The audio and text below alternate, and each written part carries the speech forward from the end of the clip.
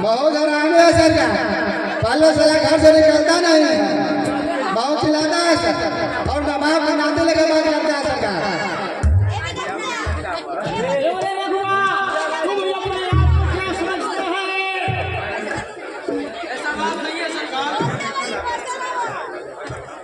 यहाँ तो बहुत सीधा साधा लगता है सरकार, अपने दरवाजे पर तो इसके एक एक बोले बंदूक की गोलियां से लग जाए सरकार, और इसकी बेटियां है सरकार, वो हरामजादे वो दो है सरकार, उसके जवानी तो कांच से मिल जाते हैं सरकार।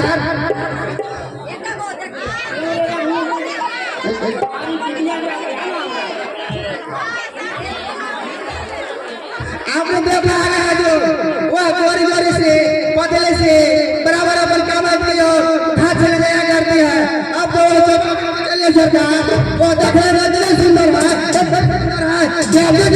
सरकार। वह तो मेरे गुलशन में बहार लाएगी, उसे एक दिन के लिए मेरे हवेली में भेज दो।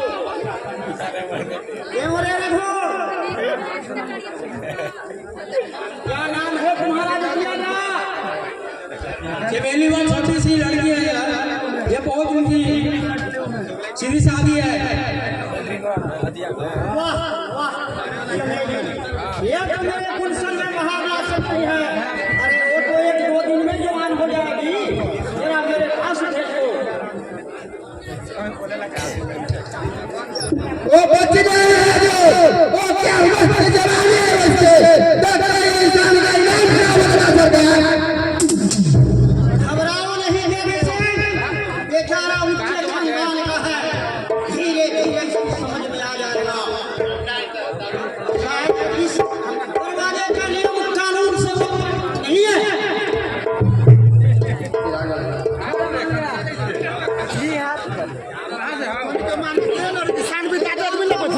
मत खराब कर लगा फिर लाठेला वाला सरकारी जा रही है, बैठा ना हो करे तो शाम भी ज्यादा दिन ना रहो, डिस्टर्ब बिना मना करवा रहा तो छोड़ दो। सर में नहीं आती चमेली जैसी मेरी लड़की और तुम्हारी भी साला हरामी। इसलिए मैं तुम्हारे भले की बात कर रहा हूँ, अगर कर्ज की माफी चाहते हो तुम अपनी चमेली को मेरे हवेली में भेज दो, सारा कर्ज तुम्हारा माफ होगा।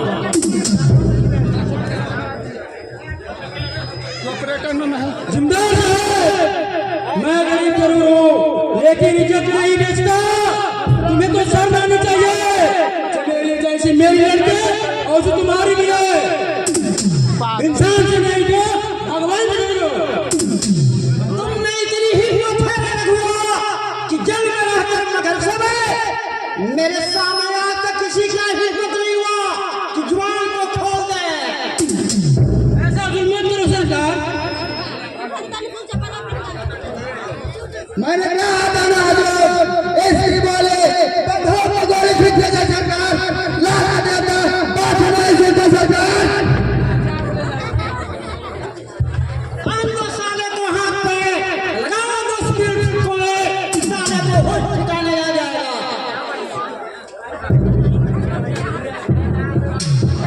मत करो सरकार।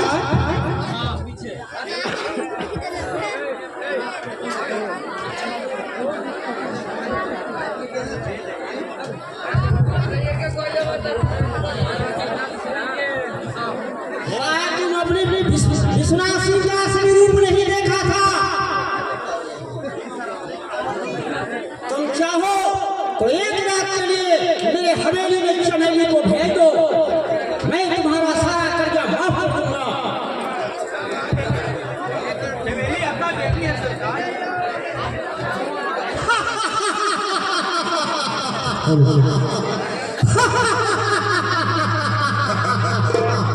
अरे रघुआ, तुम्हारी बेटी मेरी बेटी भरी कैसे हो सकती है? शायद तुम नहीं जानते हो, 14 वर्ष से लेकर 18 वर्ष तक जितनी भी छोकरियां हैं इस इलाके का सारे के सारे हमारे रखेल हैं। हमारी इच्छा अनुसार उसकी पलंग की शोभा भारी होगी।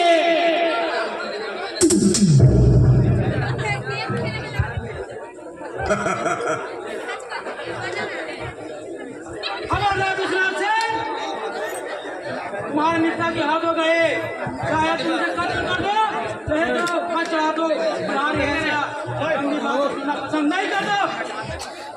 जय विष्णु, जय जय। साला हाथ ज्यादा ऐसे मारने वाला नहीं है।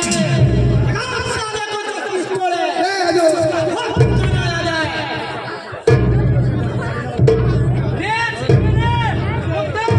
जो भी तुम्हें आज्ञा प्रदान करता है करो। दया का भी नहीं मानता। तुम्हारे जैसे विश्वास से आगे दया का भी नहीं मानता। ज्यादा में से दूर लाओ। शायद लगता है कि इसका होश ठिकाना आ चुका है। बांध दो साले को हाथ में।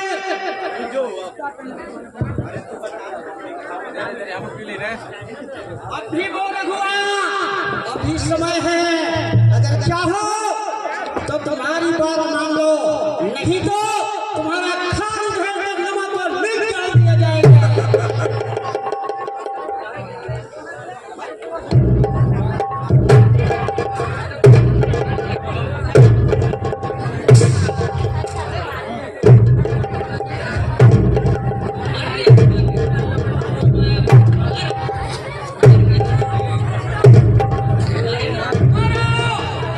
मारो, जब तक इस साला में होश नहीं हो जाता है।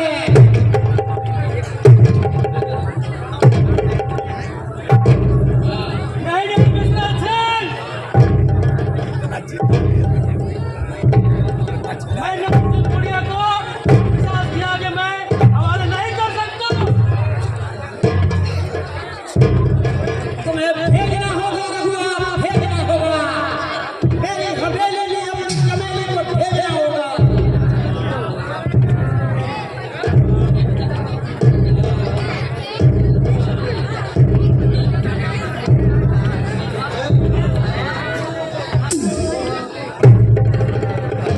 कौन है ये छोकरा? ये रघुआ का बेटा है सरकार। अरे छोकरे, तुम जा अपनी दीदिया को बुला करना, तो मैं मेरे बाबू को छोड़ा दूंगा। नहीं पारस, इसकी मदद नहीं देगा। मत करना।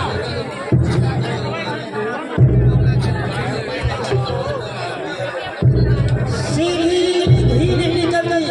जाने जाता है कि नहीं? अरे है भाई, ले जाओ साले को पकड़ कर और कमरे से बाहर कर दो।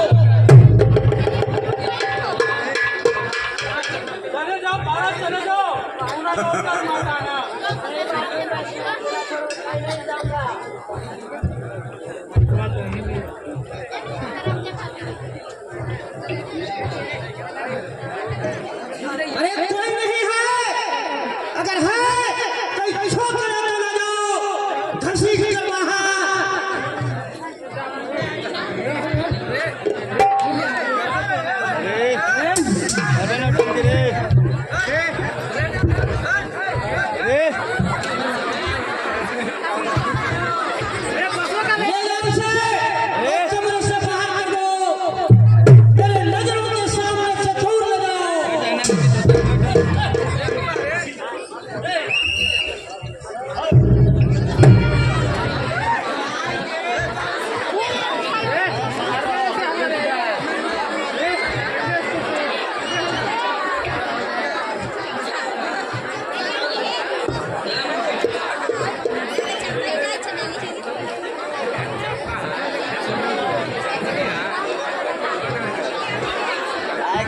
से आएगा, थोड़ा आएगा, बसंती आएगी।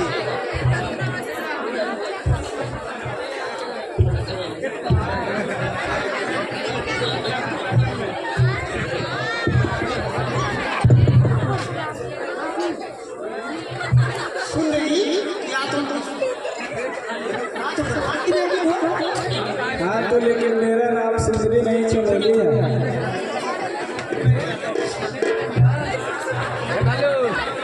ठीक ही कहा था देवी सिंह कि छोकरी देखने में हसीन है और जवानी तो लगता है कि शराब चांद की तरह। वाह वाह छोकरी,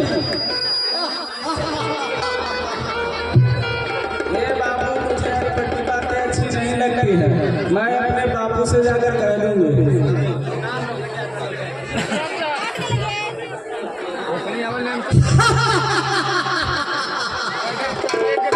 क्या जवानी है,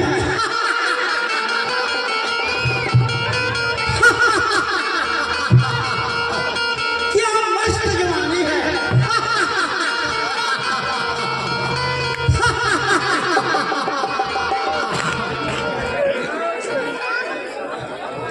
अरे छोकरी, तू मेरे खेत में घास क्यों छीने? घास की कीमत तो अभी तक किसी ने नहीं मांगी थी। क्या खेत में छिले घास की भी कीमत होती है? छीने हुए घास की भी कीमत तुम्हें देनी पड़ेगी।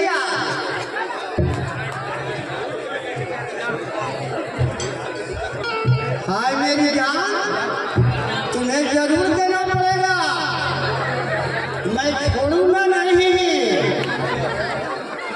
मैं सिर्फ चमेली हूँ, चमेली जान नहीं। तो कौन हो बाबू, मुझे क्यों बेकार में परेशान करते हो?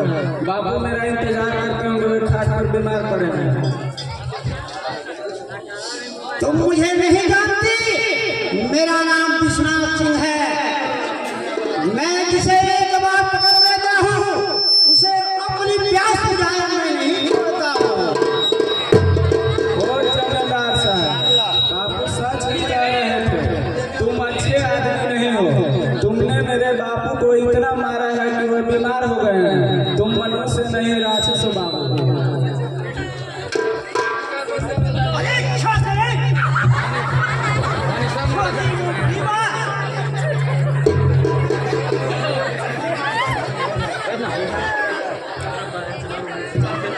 छोड़ दो मुझे, मैं तुम्हारे नाम पढ़ती हूँ। छोड़ दो मुझे बाबू, मैं तुम्हारे खेत में कभी नहीं घास छीलूंगी।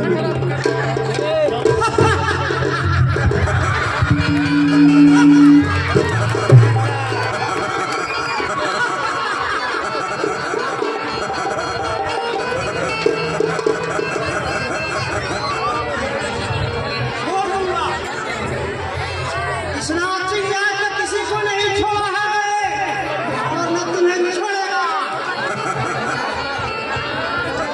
मैं अपनी प्यास मिटाऊंगा तो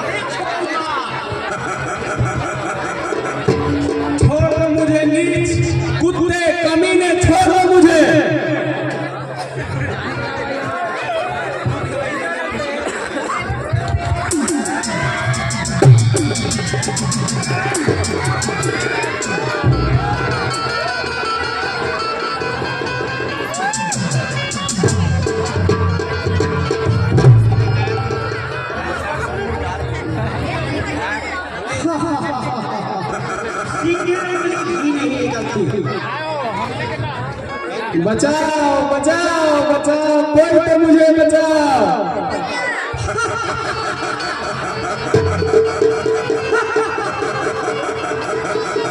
तुम्हारी आवाज सुनने वाला इधर कोई नहीं है, सारे वोट हमारे आदमी भरे पड़े हैं।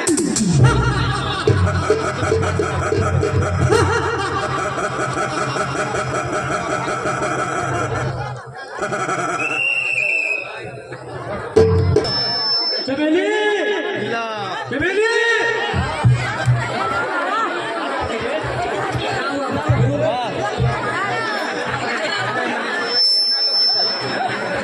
चमेली अभी तक बेटा नहीं आई है।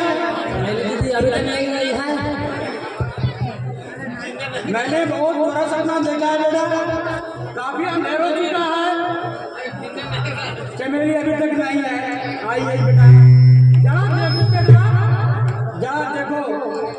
आप अकेले रहेंगे बापू? हाँ हाँ बेटा, मैं अकेले रहूंगा।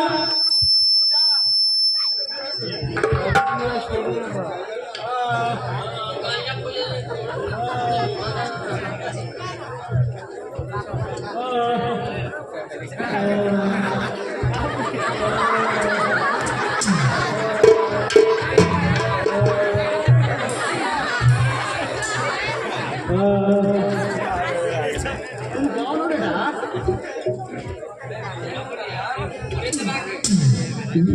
क्या बेटा तुम्हारे गोद में ये कौन है बेटा? जरा बोलो बेटा।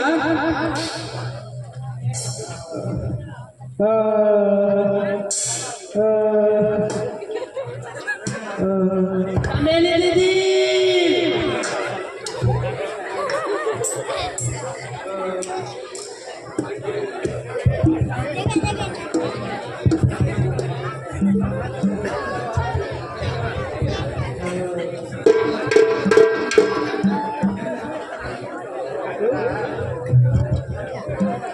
क्या हुआ बेटे? ये मेरे बेटिया को क्या हुआ? बोलो बेटे, बोलो।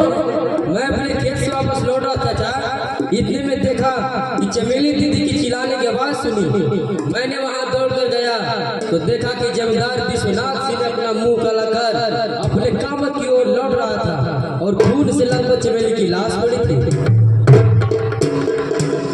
विश्वनाथ हरामजादा, मैं तुम्हारा खून कर दूंगा।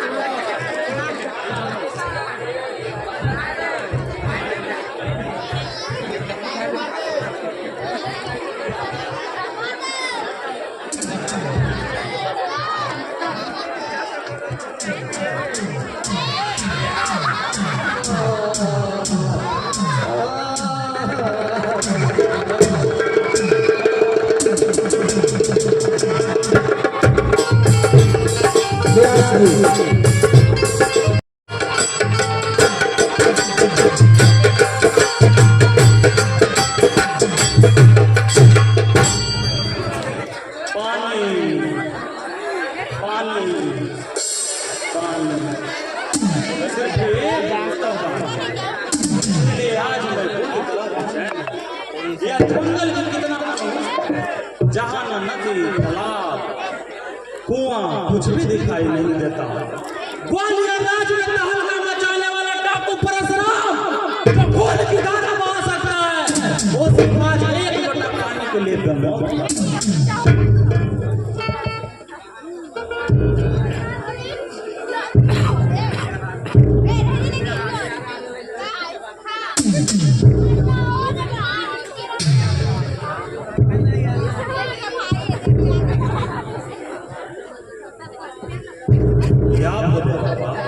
कैलाशनाथ मेरे गुरुदेव अब परशुराम के विरुद्ध थे, इसलिए वे मेरे गुरुदेव।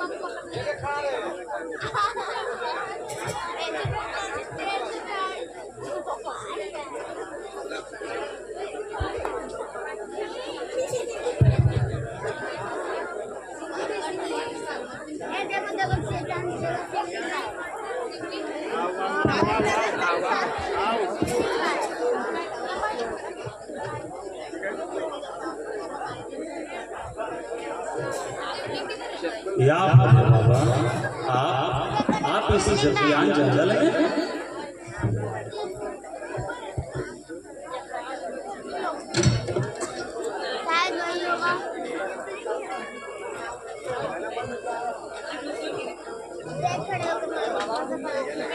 या बोले बाबा कैलाशनाथ मेरे गुरुदेव आप परशुराम के गुरु थे, इसलिए मेरे भी गुरु हैं।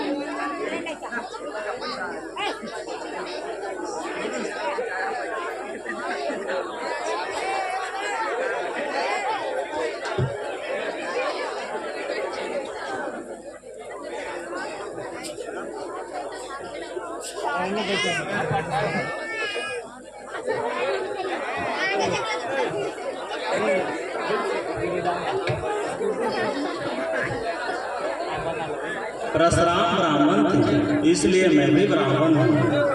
आपने परशुराम ने राजाओं का संहार कर प्रजाओं का पालन किया। मैं भी अमीरों को लूटता हूँ और गरीबों में बांट देता हूँ। अगर इस व्यापार को लोग डकैती कहते हैं तो कहे, मुझे तनिक भी परवाह नहीं।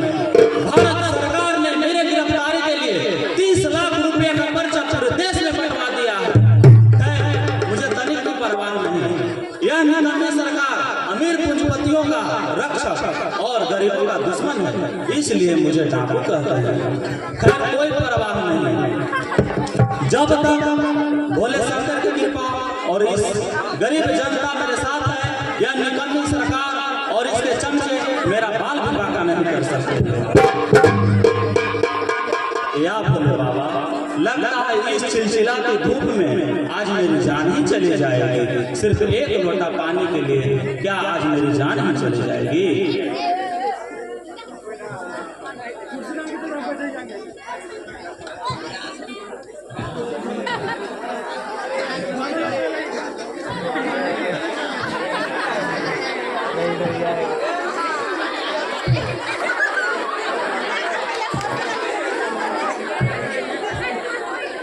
तुम कौन बूढ़ी माई?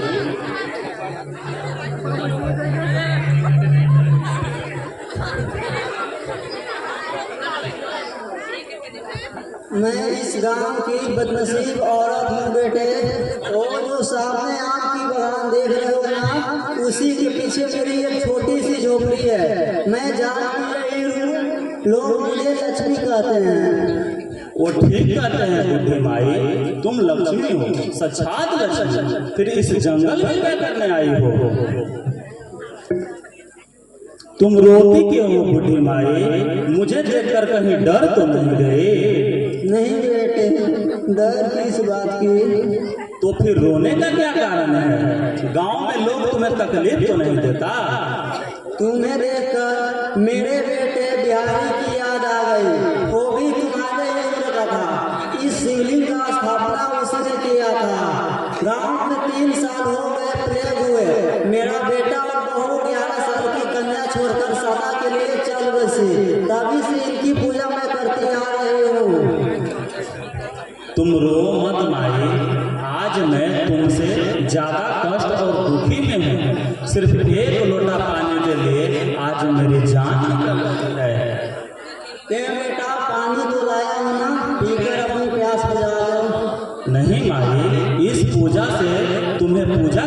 ना।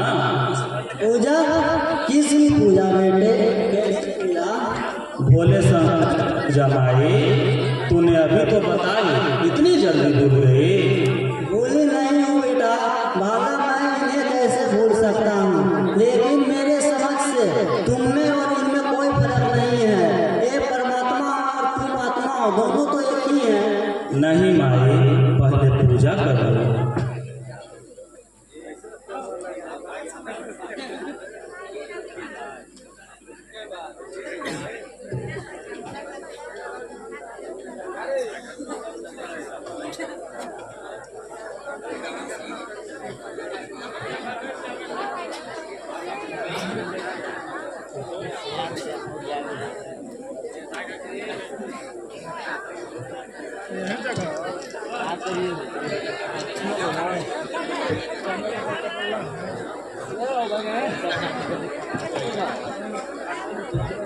चलिए हम आगे बढ़ा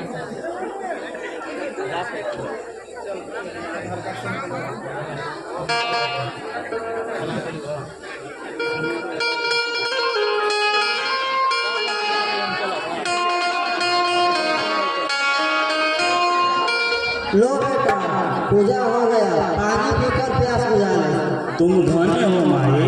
मैं समझता था जहाँ इस पृथ्वी पर अनेकों नर पिशाच हैं, वहाँ तुम जैसी देवी भी है। पहले प्रसाद खा लो बेटा, बातें बाद में होती रहेंगी। मैं समझ गया माई, मेरे प्राण की रक्षा के लिए ही भोले शंकर ने तुम्हें भेजा है।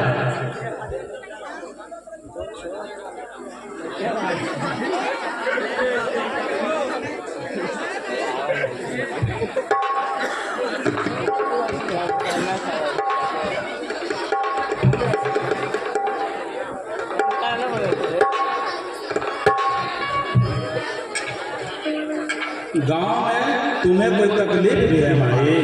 नहीं बेटा, तकलीफ नहीं है, भोले बाबा की कृपा से सब ठीक है। बस पोती चंपा की शादी का चिंता बैठाई जाती है। तुम चिंता मत करो माई, चंपा की शादी होगी, धूमधाम से होगी। भोले शंकर उसे स्वयं कराएंगे। तुम कौन हो बेटा? तुम्हारी बातें सच हो। चलो तो मैं तुम्हें भोजन भी कराऊं, तुम मुझे भूखे मालूम पड़ते हो। भूखा तो मैं जरूर हूँ माई, लेकिन गांव तक नहीं जा सकता। मैं डाकू हूँ, डाकू परशुराम, आगरे के यंग साहब, जिन्होंने 30 सिपाहियों के साथ मेरा पीछा कर रहे हैं। मेरे 15 साथी जो पीछे छूट गए हैं, वो मुझे ढूंढते हुए आ रहे होंगे। जिस दिन चंपा की शादी होगी, उस दिन मैं 5 मिनट के लिए गांव जरूर आऊंगा। तुम मेरा इंतजार करना माई, चंपा का कन्यादान मैं ही कराऊंगा। तुम डाकू हो बेटा, डाकू परशुराम, डाकू जैसे तो लगते नहीं हो, फिर तुम्हें डाकू कौन कहता? तुम तो उदार और दयालु करता लगते हो। जमाना उलट गया है माई, लोग उदार और दयालु को ही डाकू समझते हैं। जो लोग महलों में बैठ के गरीबों को लूटते हैं, उनका शोषण करते हैं, उनकी गिनती शरीफों में होती है। ठीक कहते हो बेटा, जमाना उल्टा हो गया है। यहाँ ईश्वरीय विधान भी तो उल्टा है ना माई।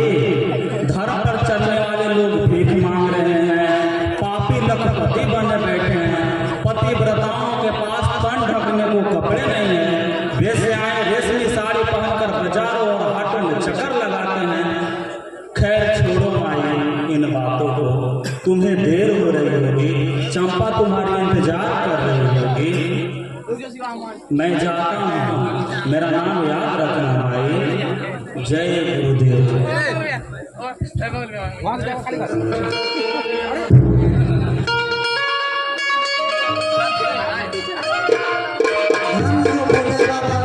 मुझे मालूम नहीं था कि तुम दाता भी जाते हो। मैं आपकी साक्षात दर्शन पाकर धन्य हो गई।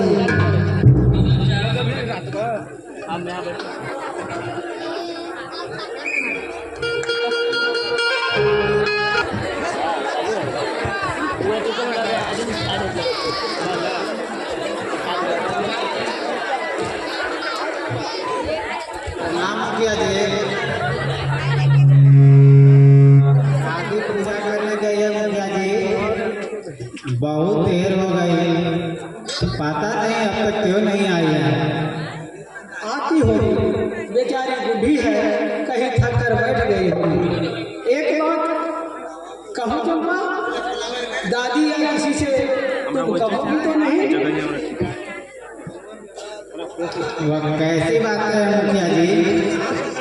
दादी को जानने काबिल नहीं है। किसी को जानकारी नहीं होनी चाहिए।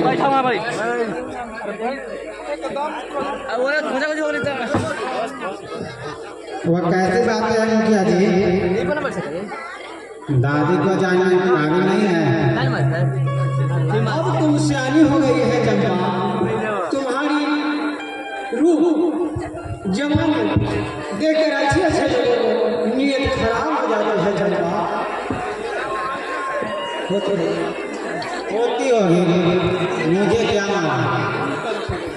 इतनी भोली मत बनो चंपा, मैं तुमसे मोहब्बत करता हूँ। और ये लो चंपा, ये लो चंपा, मोहब्बत का इल्हाम, ये लो मोहब्बत का इल्हाम। आपको सर आनी चाहिए मुखिया जी, आप मेरे पिता तुल्य हैं। छोड़ो किसी की बातें चंपा, जवानी मजे लेने के लिए होती है। तुम मेरी बात मानो, जो चाहोगी मैं तुम्हें दूंगा। ऐसी बातें मुझे अच्छी नहीं लगती मुखिया जी, मैं अपनी दादी से बोल दूंगी। तुम मानो या ना मानो चंपा, तुम्हारी मर्जी। दादी से कहोगी इसमें कोई फायदा नहीं है। अगर तुम किसी से कहोगी तो खुद बदनाम हो जाओगी। देखो मेरी बात मान लो, मेरी बात मानो चंपा। ये लो तुम्हारी दादी आ गई, अब मैं चलता हूँ। देखो किसी से कहना नहीं, अच्छी तरह से सोच समझ लेना चंपा, मैं चलता हूँ। प्रणाम क्या?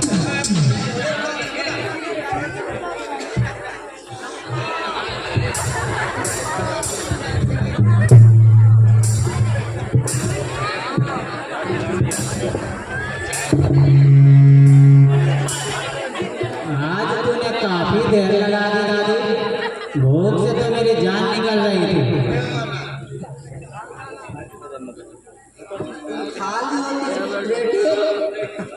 बिना प्रसाद खाए कैसे खा ली दादी? प्रसाद तो नहीं खाता है बेटे। क्यों दादी, पूरे गांव में बाढ़ती आई हो क्या? नहीं बेटे, आज भोले शंकर स्वयं भूख और प्यास से बुरी तरह परेशान थे। मैंने प्रसाद उन्हीं को खिला दी। तुम झूठ बोलती हो दादी, पत्थर के भोले शंकर नहीं मिठाई खाते हैं। तुम डाकू परशुराम का नाम सुनना है चंपा? हाँ सुनती हूँ दादी, मुखिया जी बोल रहे थे वो काफी खतरनाक डाकू हैं। सरकार ने उसे पकड़ने वाले को 30 लाख रुपया इनाम देंगे। 30 लाख नहीं बेटे, 3 करोड़। बाप रे, 30 करोड़? हाँ बेटे, आज उसी परशुराम से मेरी मुलाकात हो गई थी। उन्होंने कहा है कि चंपा की शादी का चिंता मत करना, मैं 5 मिनट के लिए पूरा जरूर आऊंगा। सच दादी, तुम डरी नहीं? उसने तुमको बंदूक से नहीं मारा? नहीं पगली, मैं क्या जानू कि वही डाकू परशुराम। उन्होंने पहले मेरी मिठाई खाए, बात बताया कि मैं डाकू।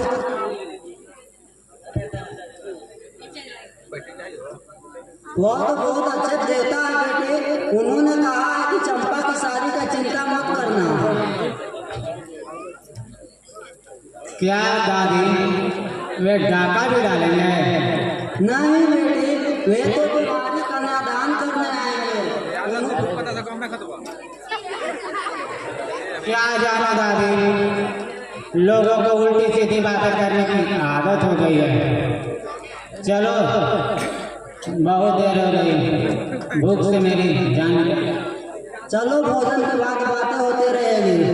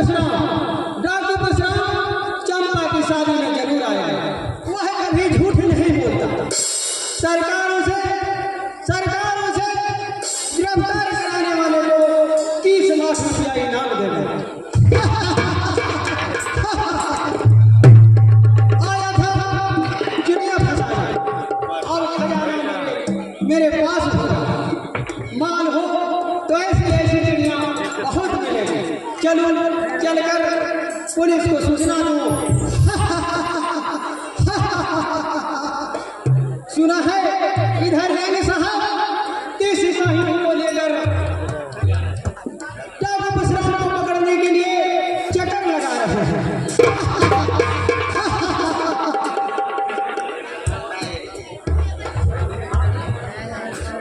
30 लाख तो इस पंचायत के किसी के बाप ने भी नहीं देखा होगा। अब मैं मानो माल हो जाऊंगा, मैं मानो माल हो जाऊंगा। Well mister Verma, yes sir. डाकू परशुराम इस इलाके में आते रहता है। न्यूज तो मिला है सर, मगध होकर पर दिखा रहा था। तब तुम क्या करता है, उसे गिरफ्तार क्यों नहीं करा सकता? सर उसको भी गिरफ्तार करना इतना आसान नहीं होगा सर, वो बहुत चाका का खतरनाक डाकू है। क्या बनता है? वह डाकू खतरनाक है, वह सुल्ताना से भी तो खतरनाक नहीं होगा। मैंने जिस तरफ से डाकू सुल्ताना को गिरफ्तार किया, उस माफे परशुराम को भी गिरफ्तार करना मांगता है। तुमको बैठे बैठे ब्रिटिश गवर्नमेंट का नमक खाता है, तो कुछ करने लायक नहीं है। नो सर, डाकू परशुराम डाकू सुल्ताना से भी ज्यादा खतरनाक है। इसका गिरोह में सभी लोग ग्रेजुएट और बहादुर हैं। क्या बनता है? ग्रेजुएट होकर डाका बनता है? नो सर, वो अटकता नहीं डालता है, वो अमीरों को लूटकर गरीबों में बांट देता है। ओ, लगता है कि डाकू परशुराम सुल्ताना का भी साथ देता है। जिस तरह से मैंने डॉक्टर सुल्ताना को गिरफ्तार किया था, उसी माफी परशुराम भी करता है। Yes sir, yes sir. ओ, मैं जानता हूँ वह गरीबों का मददगार है, लेकिन कानून में नजर में वह मुजरिम है, मुजरिम। जिस तरह से मैंने इलाका सुल्तान को गिरफ्तार किया था, उस माफी में परशुराम को भी गिरफ्तार करना मांगता है। तुमको हमेशा रेडी रहना होगा। मैं बिल्कुल रेडी हूँ सर।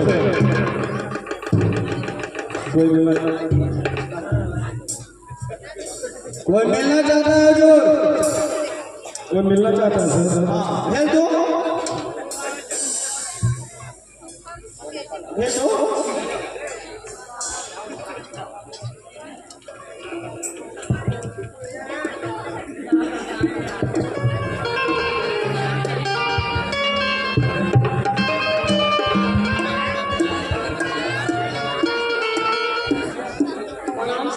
प्रणाम प्रणाम।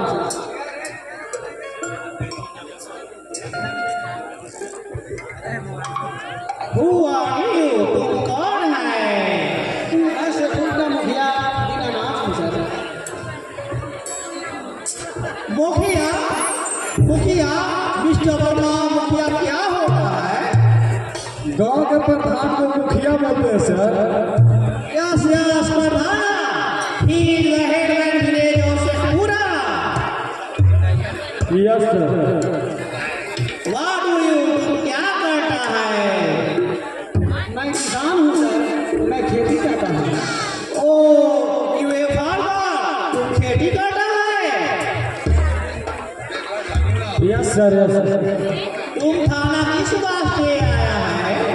मैं डाकू परशुराम को गिरफ्तार करा सकता हूँ सर। ओ तुम डाकू परशुराम को गिरफ्तार करा सकता है? तो ब्रिटिश गवर्नमेंट तुम्हें 30 लाख रुपया इनाम देगा, तू माला माल हो जाएगा। हाँ सर, मैं गिरफ्तार करा सकता हूँ।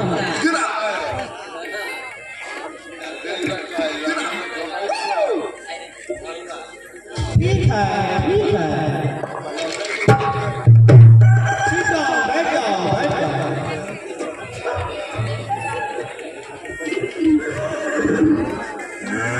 वेल मिस्टर मुखिया, तुम किस बात में डॉक्टर परशुराम को गिरफ्तार करा सकता है? लक्ष्मी नाम के मेरे गांव के बुढ़िया है सर। Who is she? वह कौन है? वह जात की ग्वालिन है सर। बिहारी वाले की माँ, बिहारी मर चुका है। वह रोज जंगल में पूजा करती है। Well mister Verma, yes sir. वह मुखिया जो बोलता है नोट करेगा ठीक। सिग्नेचर ले लेगा। ठीक है सर। मुखिया तो बोलेगा वह आज भी जंगल पूजा करने गई थी। डाकू परशुराम प्यास के मारे इधर उधर भटक रहा था। लक्ष्मी बुढ़िया ने पूजा वाली मिठाई खिलाकर फिर क्या हुआ, उसे पानी पिलाकर जान बचा ली। फिर क्या हुआ, डाकू परशुराम वादा किया है सर कि वह चंपा की शादी में जरूर आएगा। ठीक है, ठीक है। चंपा कौन है? चंपा कौन है? लक्ष्मी बुढ़िया की पोती बिहारी वाले की बेटी है। वह बिहारी मर चुका है सर। शादी कब है? शादी वैशाख शुक्ल पक्ष पंचमी के होगा सर। मिस्टर वर्मा, वैशाख शुक्ल पक्ष पंचमी क्या होता है? मैं बताता हूँ सर। यह शादी 4 मई की होगी सर। ओ, ओनली 15 डे, भूलेगा नहीं। ठीक है सर। वेल मिस्टर मुखिया, तुम धोखा तो नहीं देगा? नहीं सर, वह वादे का पक्का है, वह जरूर है। और वह क्या आने का वह टाइम बोला है? नाम तो नहीं मालूम सर, लेकिन वह मेरे ख्याल से पिछले रात हुआ। वह कितने आदमी के साथ आएगा यह तो मुझे नहीं मालूम सर, लेकिन वह शायद अकेला ही आएगा। ठीक है मिस्टर मुखिया, तुम जाओ और क्या बात किसी से बोलना मत। तो मामला भी हो सकता है और फिर सर में जान का खतरा है। ठीक है, ठीक है, जाओ। ठीक है सर, प्रणाम। प्रणाम सर। प्रणाम बाबा।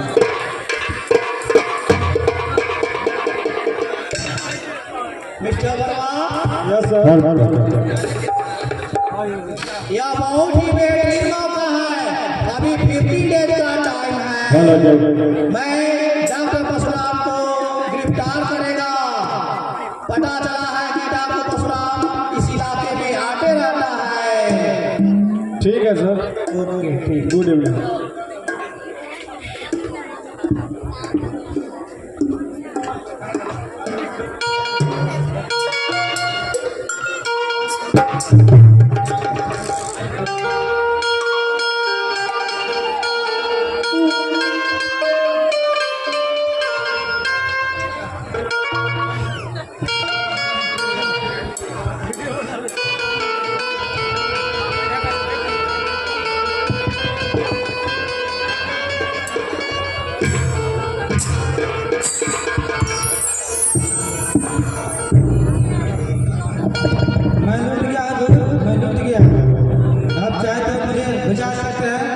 नहीं तो धन हो जाएगा और मैं बेमौत मारा जाऊंगा। बात क्या है सेठ जी, आप बताइए तो सही। आप घबराए हुए क्यों हैं? जितना संभव होगा मैं आपको मदद करूंगा। खाता है सरकार डाके परशुराम का। वह मेरे यहाँ डाका डालने आ रहा सरकार।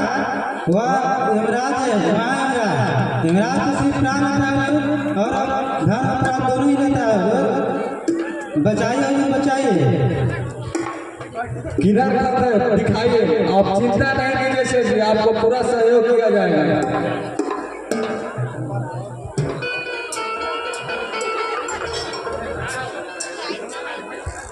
बिहार सरकार की यही खत्म आएगा।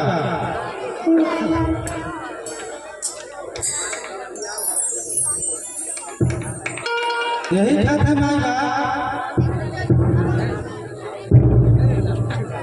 वह भगवान युवराज है, उसका ही लिखा ब्रह्मा की लकीर होती है सरकार। वह जो व्यक्ति है वही करता है। वो पुलिस के बीच में भी निकल जाता है। आप चाहे तो मुझे बचा सकते हैं। मेरे लिए कोई ऐसी व्यवस्था की वजह से मेरी जान और माल दोनों को बचा सकते हैं। जो आप बिल्कुल चिंता मत कीजिए सेठ जी। अभी यहाँ से यंग से 30 सिपाहियों के साथ डाकू परशुराम को तलाश में निकले हैं। मैं उन्हें पुनः सूचित करता हूँ और आपकी सुरक्षा और उसकी गिरफ्तारी दोनों एक साथ होगी। लेकिन वो काफी दूर थे सरकार, ऐसा नहीं कि हमारे यहाँ विचार भी उससे ज्यादा दूर है, वह उन्हें धोखा नहीं दे सकता। आप बिल्कुल चिंता नहीं करें। अच्छा सरकार, अब मैं चाहता हूँ अब मेरी जान ठीक।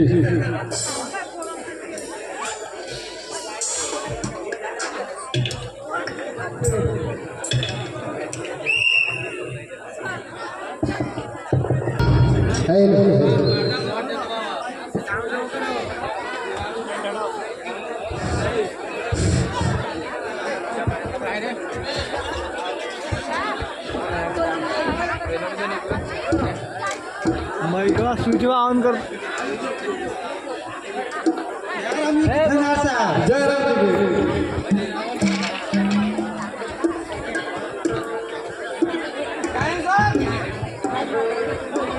जी। जय राम जी के थानेदार साहब, मेरी तो जान ही निकल रही थी। अभी तक कोई गड़बड़ी तो नहीं हुई सेठ जी? नहीं सरकार, अभी तक तो कोई गड़बड़ी नहीं हुई है।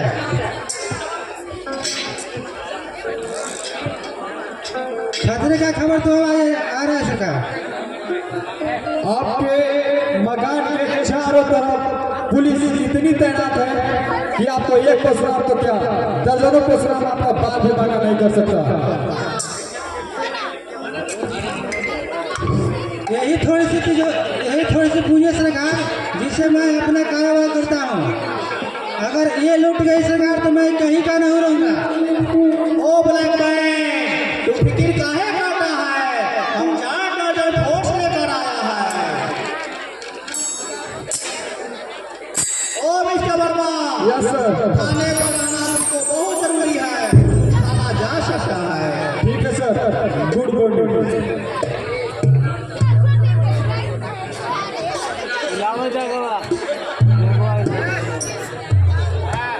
ओ शेठ, sit down, बैठो।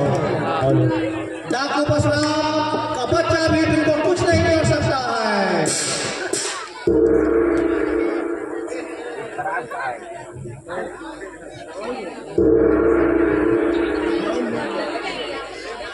मैंने सुना है, जाकर सिपाहियों से बोल दो, सिपाहियों मेरा मेरे हुक्म का एक भी अंधा व्यक्ति नहीं आ सकता।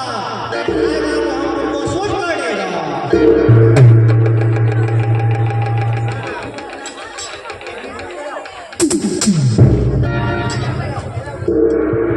ठीक है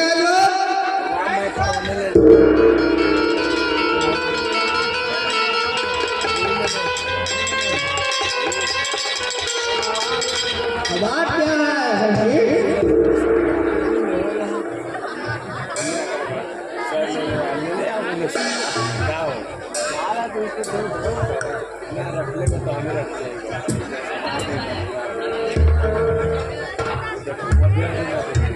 एक आदमी सबको से मिलना चाह रहे हो। वाह,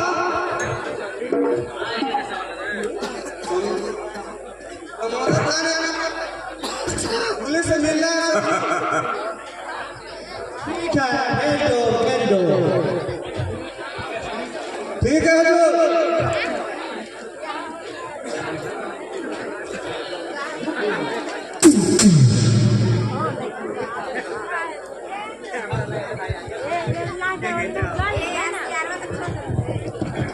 गुड इवनिंग सर।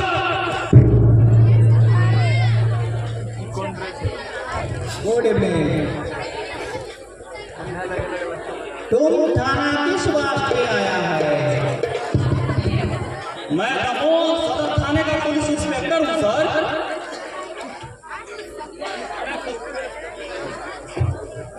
तुम किस वास्ते आया है? मुझे दमोह के डीएसपी साहब ने यहाँ की सुरक्षा और आपकी मदद के लिए भेजा है सर। ठीक है, तुम्हारा नाम और डेटा कहाँ है? ले लीजिए सर।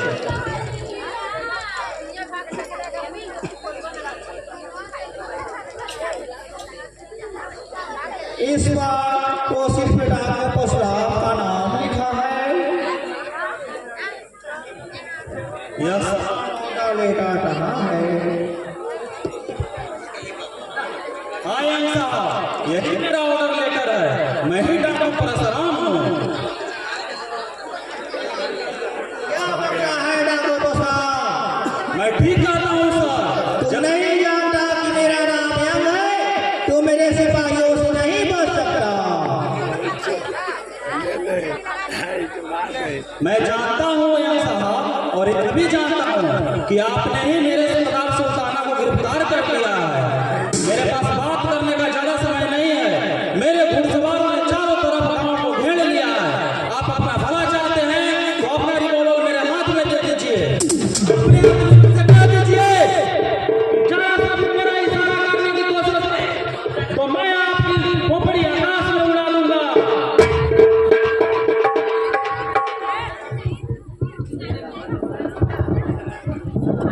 हुजूर मैं चुप हुजूर के बच्चे, निकाल चाबी। रहीम क्या है सरदार? इस साले सेठ से चाबी छीनकर तिजोरी खोलकर सारा माल निकाल लो। साथ ही इसमें बड़ी पासे में भी आग लगा दो, जिससे कि पुलिस में सूचना देने की आदत छूट जाए।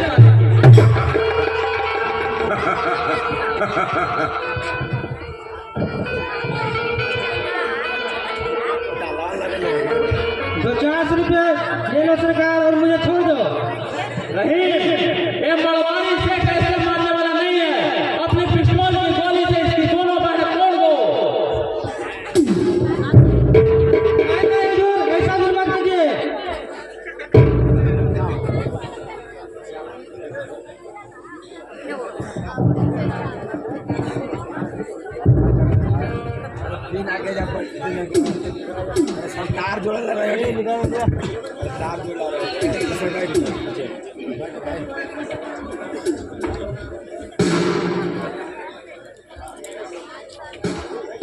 सभी कैमरा में पूजा नाम से लगा है सरदार।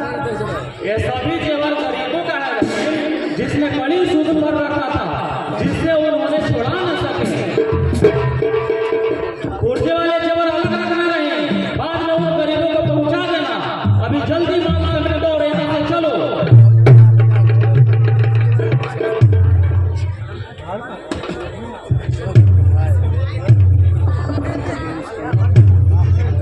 मिस्टर यंग, आप मुझे इस मकान के हाथे से बाहर पहुंचाते हैं।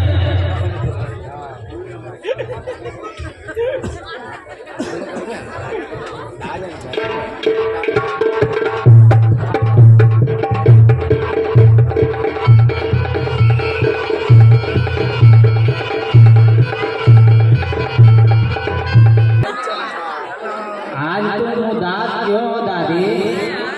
नहीं बेटी, उदास तो नहीं हूँ। मुझसे छिपाने की कोशिश मत करो दादी। इस परिवार में हम दो दादी पोती हैं। यदि तुम अपना दुख राय विचार मुझसे नहीं कहोगी तो फिर किसे कहोगी? तुम्हारा कहना ठीक है चंपा। आज दशहरा की अमावस्या है, शादी के मात्र 4 दिन रह गए हैं। मैं भी जितनी मूर्ख हूँ कि एक डाकू के कहने पर पत्थर के बने शिवलिंग पर विश्वास किए बैठा हूँ। तो अब कोई उपाय करना चाहिए। क्या उपाय करोगी दादी?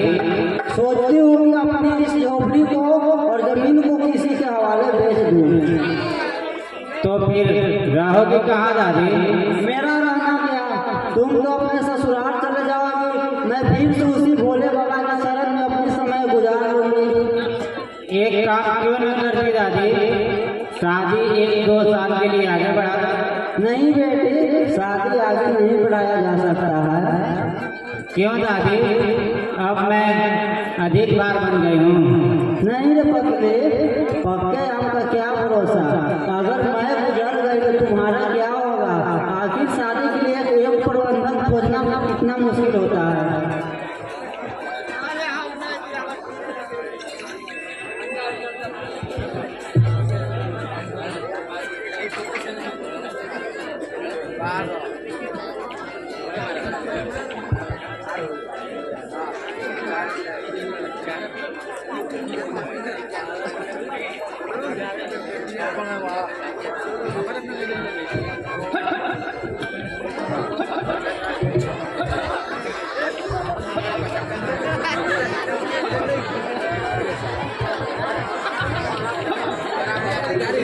सब कुर्सिया कवर बहन जब फाड़ दे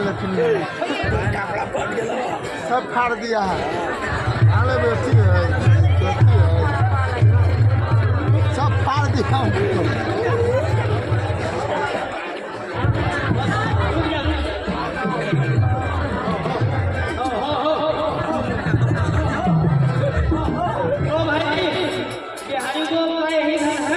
कौन हो बेटा, अंदर आओ।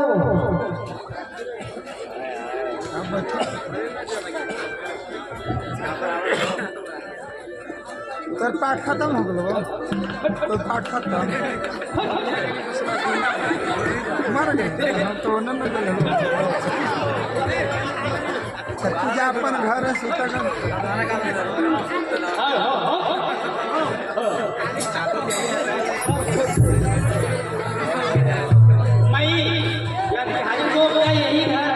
हाँ बेटा, क्या काम है?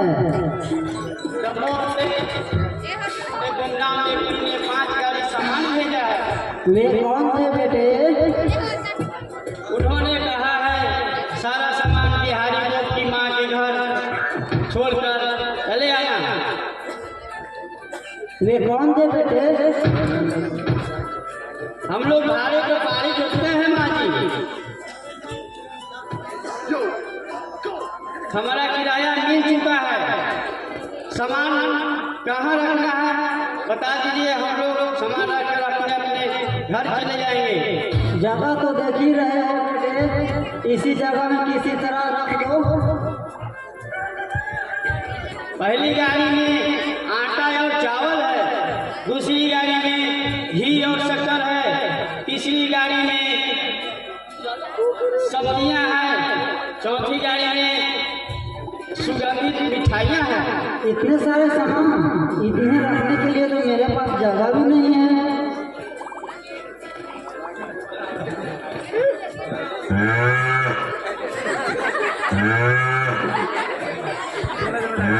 नहीं माँ जी, उन्होंने अपने नाम से एक पत्र भी भेजा है।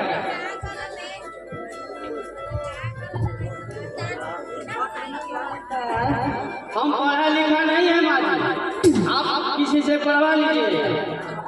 चंपा बेटी, जरा मुखिया जी को बुलाना तो चिट्ठी पढ़वा। जाती हूँ दादी, बुला लाती हूँ। माँ जी जल्दी बताओ सामान कहाँ उतारना है। इन्हीं जगह को उतारो बेटे।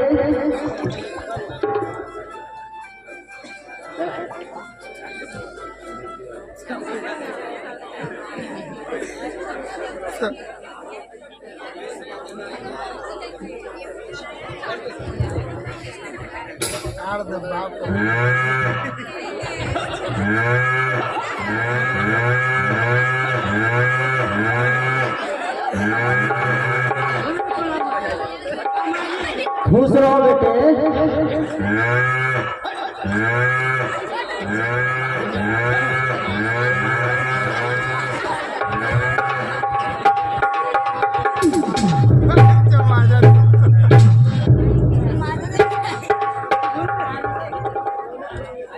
हे भोले शंकर, क्या यह सचमुच तेरी ही कृपा है? चंपा बेटे, जरा मुखिया जी को बुलाओ।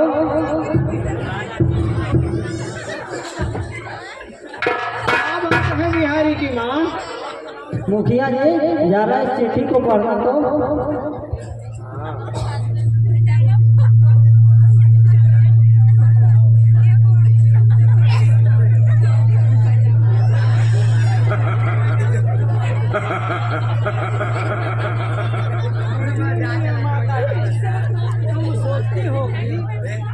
तुम सोचती होगी कि मैं भूल गया हूँ।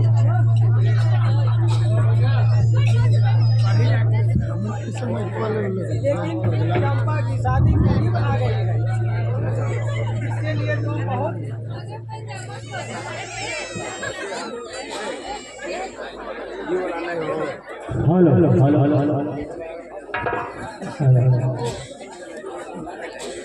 इसके लिए तुम बहुत चिंतित होगे, लेकिन नहीं, जो भोले शंकर के कृपा से सामान भेज रहे हो उसे स्वीकार करना। मैं शादी के समय स्वयं खुद आकर कन्या का दान करूंगा। तुम्हारा बेटा परशुराम। ये परशुराम कौन है बिहारी की माँ? तुम नहीं जानते हो मुखिया जी? तुम ही ने तो एक दिन बता रहे थे कि डाकू परशुराम बहुत खतरनाक डाकू है, उसे पकड़ने वालों को सरकार की तरफ से 3 करोड़ का इनाम है। अरे हाँ हाँ, वही डाकू परशुराम। हाँ मुखिया जी, वह डाकू नहीं देवता है, देवता। देवता तो जरूर है बिहारी की माँ, नहीं तो यह 5-5 गाड़ी सामान क्यों भेजता? उन गाड़ियों में क्या है बिहारी की माँ? शादी के सामान है मुखिया जी, कपड़े, चावल इत्यादि। खुद ही देख लो, अभी तो परिमाण काट के गए रहे। वो तो जरूर मैं देखूंगा, लेकिन ये बताओ बिहारी की माँ कि डाकू परशुराम से तुम्हें मुलाकात कहाँ हुई? सब बताऊंगी मुखिया जी, लेकिन एक बात का ध्यान रखना कि गांव तक इसकी सूचना नहीं होनी चाहिए, नहीं तो अगर सूचना हो गई तो बहुत अनर्थ हो जाएगा। छी छी छी छी छी छी छी। तुम इतना नीच मुझे मत समझो बिहारी की माँ। भला इस डाकू देवता परशुराम को मैं गिरफ्तार होने दूंगा। एक बात और मुखिया जी, कहो क्या कहना चाहती है बिहारी की माँ? तुम तो जानते ही हो कि एक अनपढ़ औरत को शादी में एक प्रबंधक खोजना कितना मुश्किल होता है।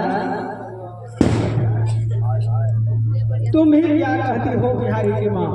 तुम ही क्या कहती हो बिहारी की माँ? कुंवारी लड़की तो समाज की बेटी होती है। तुम कहो तो मैं शादी का प्रबंध अपने हाथों ले ले। भलाई और पूछ मुखिया जी।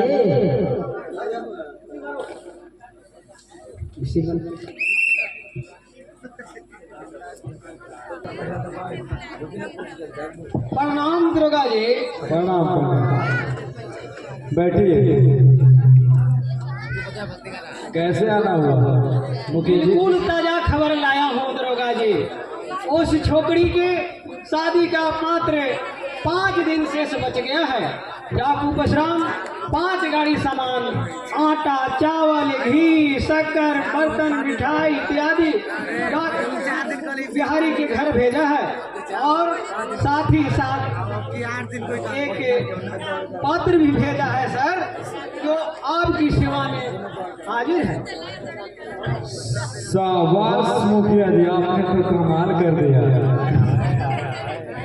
जितना संभव हो आप समय और सहयोग देकर यह शादी खुद करवाएं। इससे 3 फायदा होगा। पहला कि आप पर कोई विश्वास नहीं करेगा, और दूसरा उस बुढ़िया को कोई काना फूसी भी नहीं करेगा, और तीसरा समय समय पर आपको न्यूज मिलता रहेगा।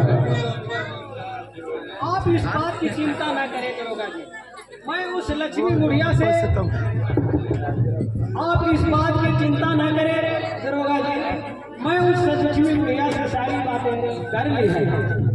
आप लोग गुप्त रूप से तैयारी करें, और अब मैं समय समय पर आपको सूचना भी देता रहूँगा। ठीक है मुखिया जी। एक बात और कहिए, सेवक हाजिर है। 4 की रात मैं और यंग साहब 30 घुड़सवारों के भेष में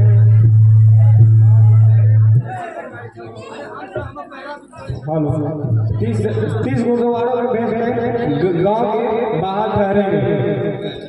भोजन और तंबू की व्यवस्था आपको खुद करनी होगी, और गांव वालों से ये कहना होगा कि किन्हीं को घोड़ा खरीदना हो तो आकर देख लें, घोड़ा को सौदागर आए हुए हैं। ठीक है दरोगा साहब, आप निश्चिंत रहिए। आप लोग का किसी तरह का तकलीफ भी नहीं होगी और किसी का शक भी नहीं होगा। मुझे आप पर पूर्ण भरोसा है मुखिया जी।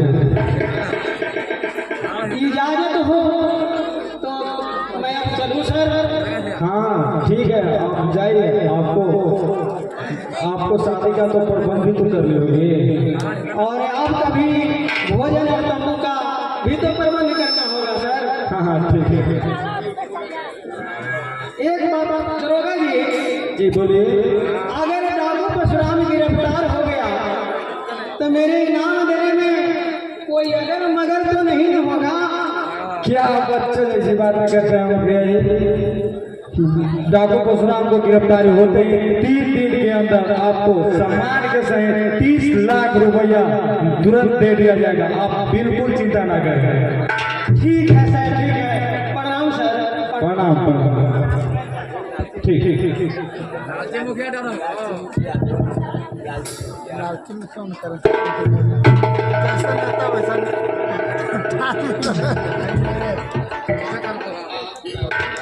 Good morning sir.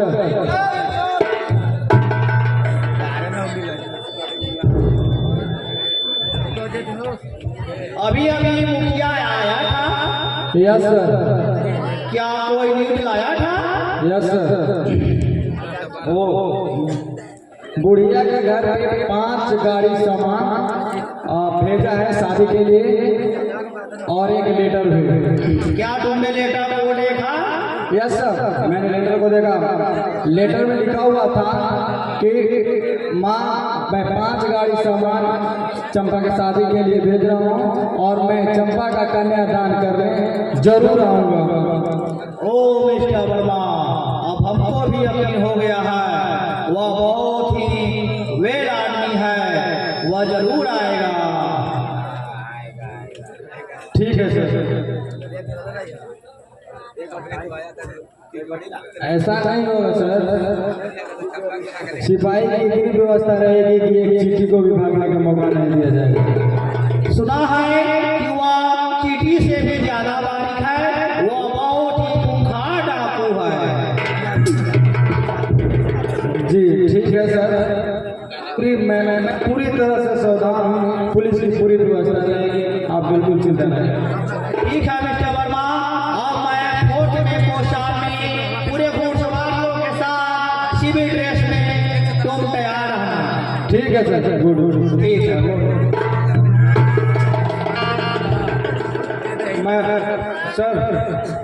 मैं तंबू और भोजन की व्यवस्था मुखिया को बोल दिया। ठीक है, ओके। ठीक ठीक।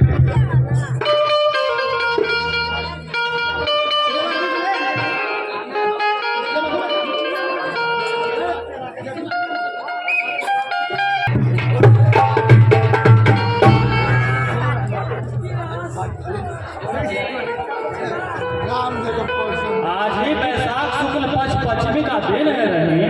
आज ही चंपा का बारात आने वाला है। मुझे गांव जाकर चंपा का कन्यादान का कार्य संपन्न करना होगा, तभी मैं लक्ष्मी के 1 लोटा पानी से उरीन हो सकता हूँ। मैं जा रहा हूँ रही, तुम हमेशा सावधान रहना।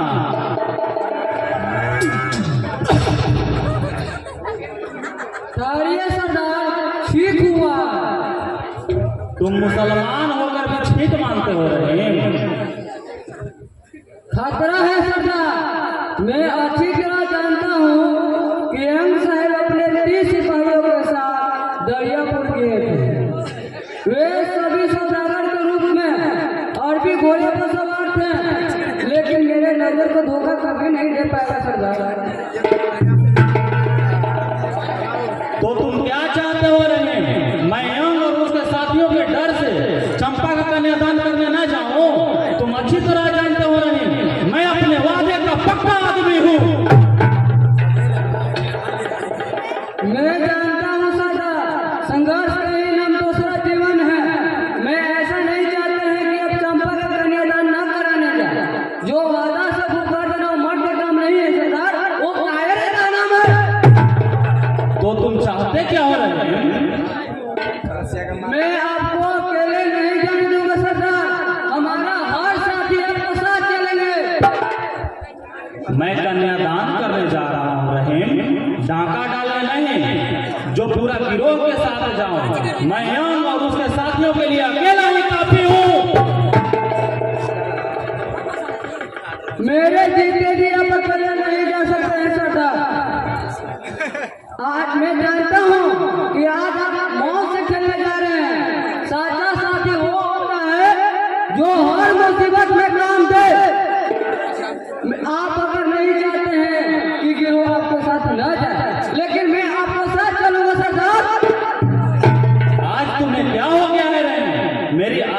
और रोना क्यों कर रहे हो? मैं सच्ची बात बताने नहीं चाहते थे सरदार। मैं जानता हूँ कि आप मेरे गुप्तचर ने बताया है कि वहाँ के मुखिया दीनानाथ ने वो अपने यंग साहेब को बता दिया है, इसलिए आपको जाना हो। हाँ, बुद्धिमानी नहीं है सरदार, वो लोग पूरे तैयारी में है सरदार। मैं जानता हूँ रहीम, मैंने जिस दिन 5 गाड़ी सामान भेजा है उसी दिन इलाके में खलबली मच गई है। लेकिन मेरा भी अंतिम फैसला है रहीम, बिना गिरोह के साथ गए मैं चंपा का कल्याण का कार्य संपन्न करूंगा।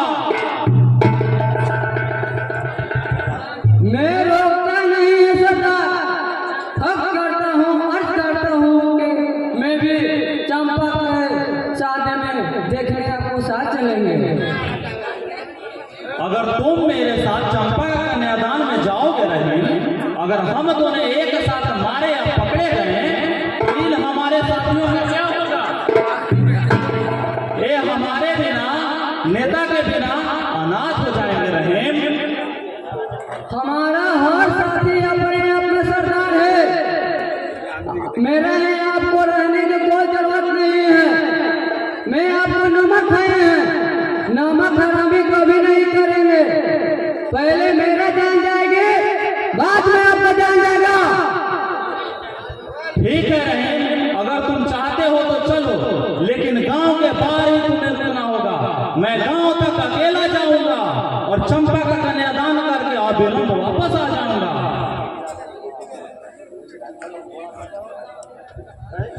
ठीक है सरदार, आपको शर्त मंजूर है।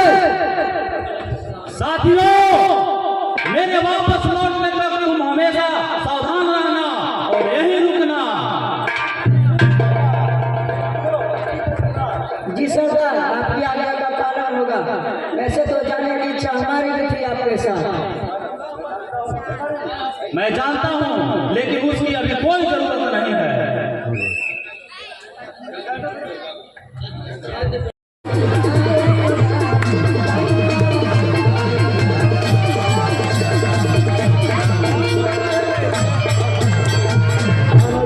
अरे कुटिए कुटिए आइला बारातिया भेवा के कतनी पिए खाए।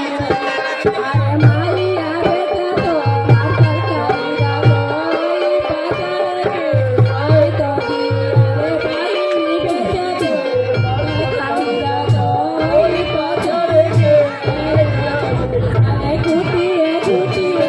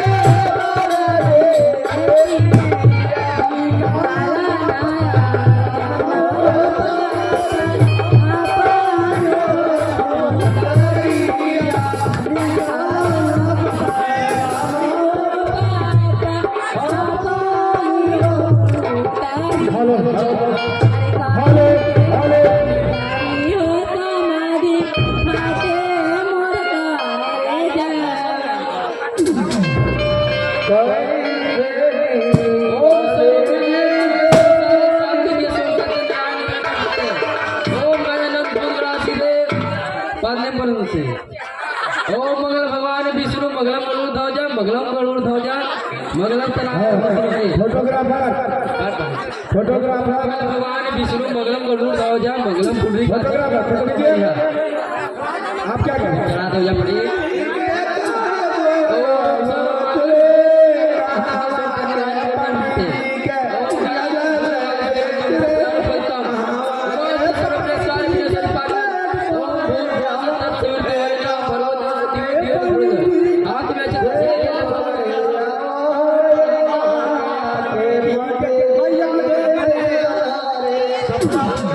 भगवान विष्णु मंगलम गरुड़ ध्वजा ओम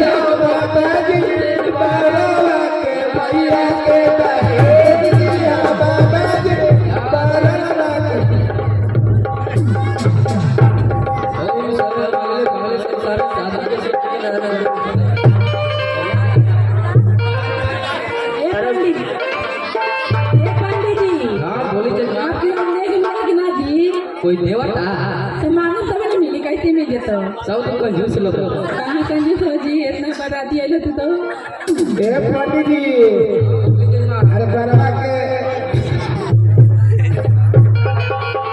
मैया के दरबार में रखनी हो अरे हम तो मंगनी जवाने जाने ए बाबा बैठा दरियाई तो पहुंच जाएगी ए बाबा बैठा ना ना ना ना ए बाबा तुम्हारे मत बैठ बैठ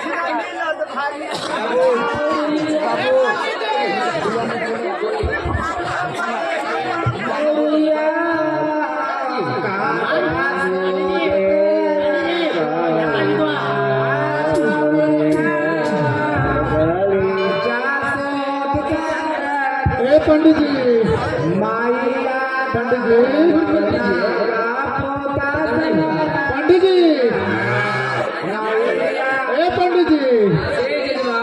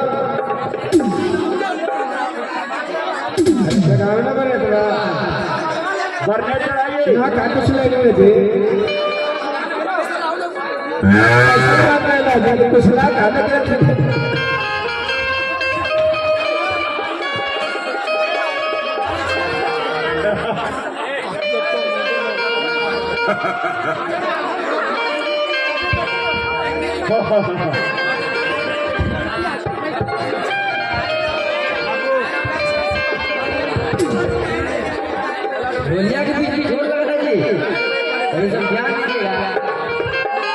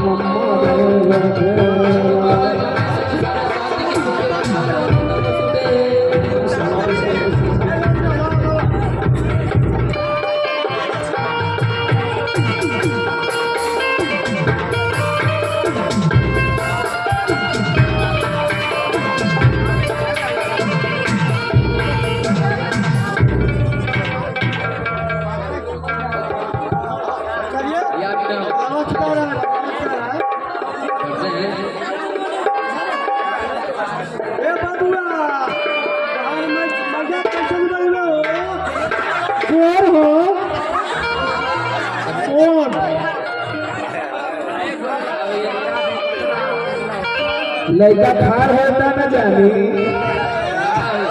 अरे वाह वाह जोड़ी बा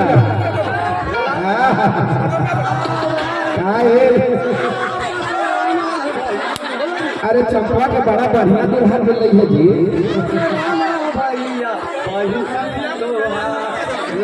आगे सुन लगे बात बढ़िया मिल रही है। हाँ जी बहुत अच्छा मिला जी। जोर लगा ना। राम बोल। अरे लगा ठीक है।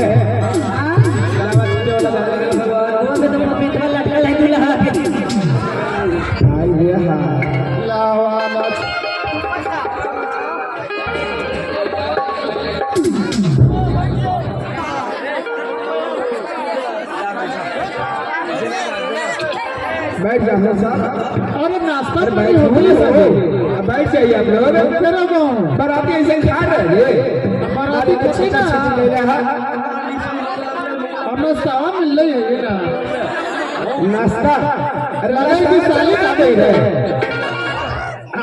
नाश्ता जगह ही ना सलिए के देवा दो खड़ा होइए, नाश्ता खोजे प्रिय कन्या खड़ा होइए। नाश्ता भी देखिए। तो नाश्ता के बदले कुछ मिलेगा चाहिए ना। और दूल्हा माला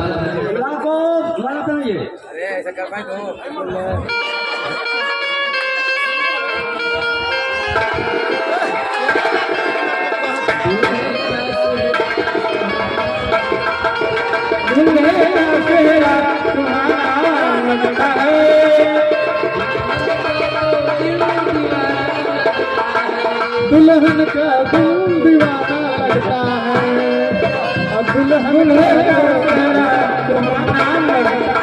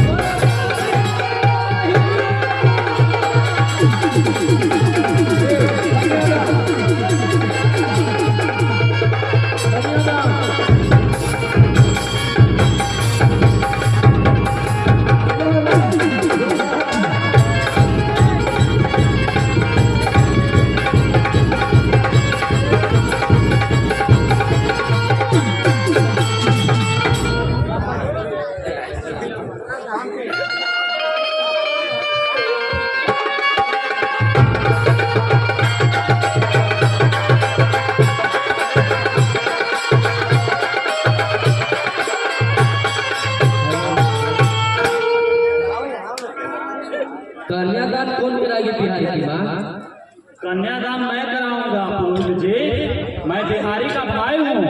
हाँ पुरोहित कृपया जी। कन्यादान कराकर मुझे जल्दी छुट्टी दे दे, मुझे जल्दी है। हाँ पुरोहित जी, ये बिहारी के चचेरे भाई हैं, इन्हों को कन्यादान करा कर जल्दी फुर्सत दें। आखिर इतनी जल्दी क्या है बिहार ना? आपको इससे क्या है पुरोहित जी, आप अपना काम कीजिए और दक्षिणा लीजिए। ठीक है बैठो। शिक्षा लेके बैठा भैया।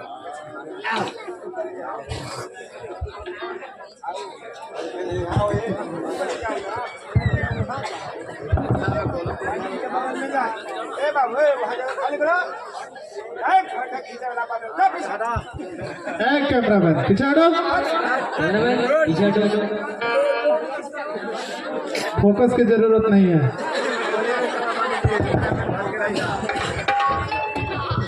कैमरे वाला आगे हो जाए। देखिए पंडित जी, दहेज में गोली मिलता हो। पर देख के देखे ना देवे। ओम चंद्रम समर्पयामि। ओम चंद्रम समर्पयामि। ओम चंद्रम समर्पयामि। हाथ निकालिए बाबू, हाथ निकाला। ओम सर्वे मंगलम मंगलाय शिवे स्वातास्ते सर्वते गौरी नारायणी नमस्ते। ओम सर्वे मंगलम मंगलाय शिवे स्वातास्ते सर्वते गौरी नारायण। छिट बाबा सीट कीजिए। इसको क्या बोला, हाथ पकड़ लीजिए। अरे हाथ गिरा दी, पुलिस आ गया।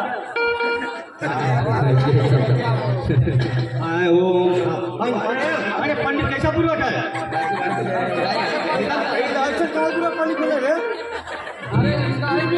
ओम शंकरम समर्पयामि। ओम शंकरम लालम समर्पयामि। ओम शंकरम समर्पयामि। ओम शंकर नमस्यामि। हाथ लटिए। अरे हाथ कीजिए। ओम कन्या संकलम समर्पयामि। ओम सोम संघम धनम त्याग। चलिए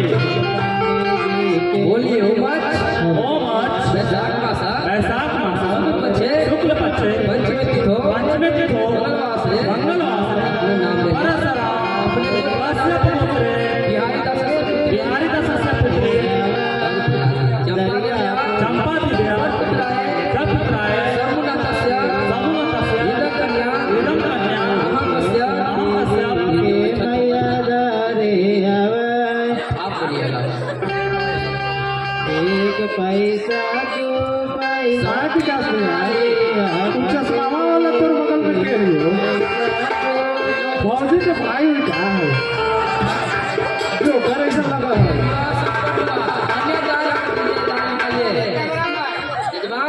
दान दक्षिणा दीजिए, वह संपन्न होना फिर पानी ले जाइए, खिला कीजिए अपना।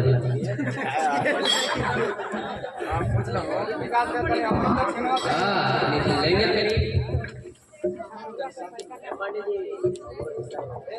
ये लीजिए पुरोहित जी, अब मुझे जाना है, मुझे जल्दी है। क्या होगा अभी रहने उन्हें न लुटा हुआ है, इतने हैं। हम इसी से हमारा क्या चलेगा पूजा? लीजिए ना, पकड़िए, आप देते हैं। एक दर्जन हमारा बाल बच्चा है, इतना में कुछ चलेगा जी? लीजिए। देखिए तू पंडितों ठगेगा ही। 6.5 में क्या होगा जजमान? यहाँ तो कुछ पूरे होगा। जोड़ा ना कितना होगा भाई? एक दर्जन में होगा जो एक पैसा दो पैसा ना ले पांडे जे बारावा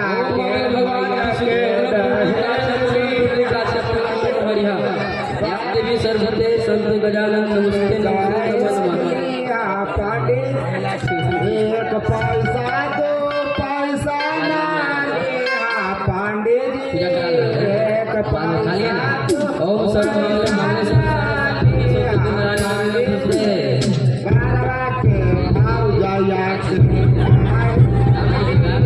पांडे दुल्हा सब काय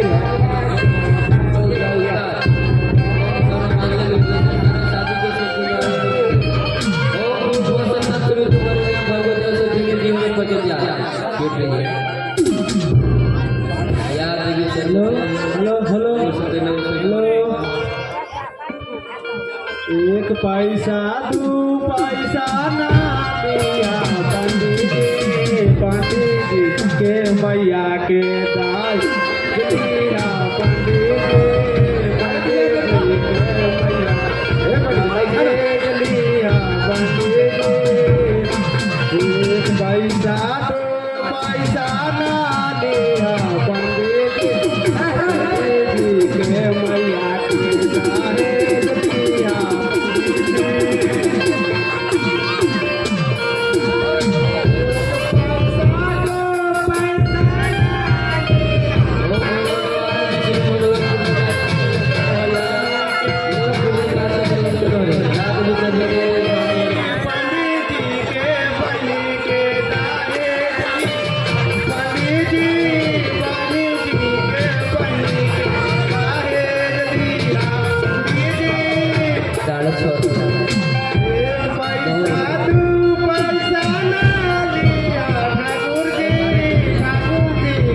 मैया के दाए लिया पंडित जी के मैया के दाए लिया पंडित जी के लिया पंडित जी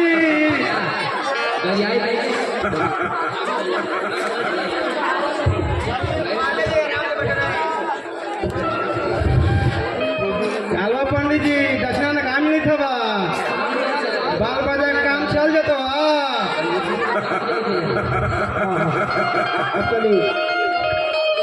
क्या बोलो बाल बाजा पंडित जी 12 को 4 को कहाँ कर लेकिन भी 4 को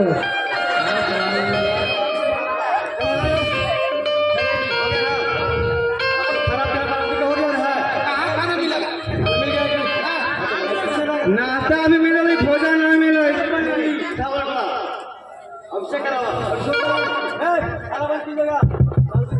का विषय हो रहा है। आप लोग जानते होंगे जिसको जहाँ शादी होता है लास्ट में पंडित जी अभिषेक कराते हैं और अभिषेक करने के बाद भगवान शंकर का नाम लेते हैं, शादी आपका समाप्त होता है, फिर अगला दिन रुपये दे रहा है। चलिए पानी जी का पूछाई शिवा हरे शिवा राम सखे प्रभु शिवा हरे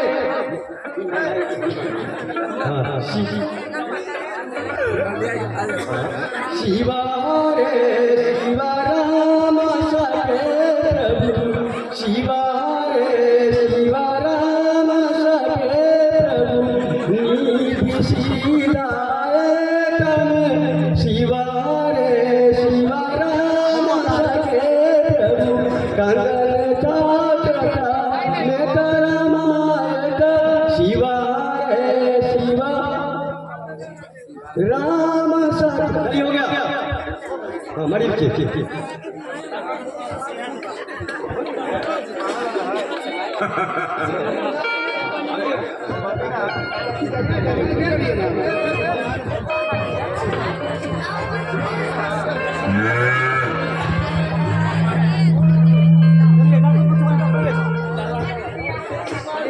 आप लोग बैठ जाइए आप जैसे से हैं वैसे बैठ जाइए, जहाँ है जहाँ बैठ जाइए, आप लोग बैठ जाइए, बैठिए।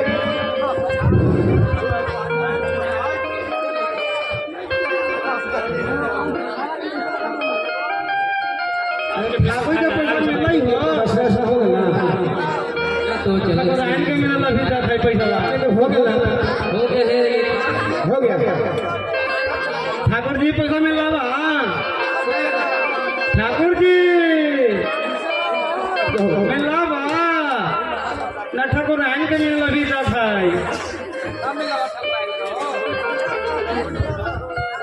ऐसा कैसे मेरे में तो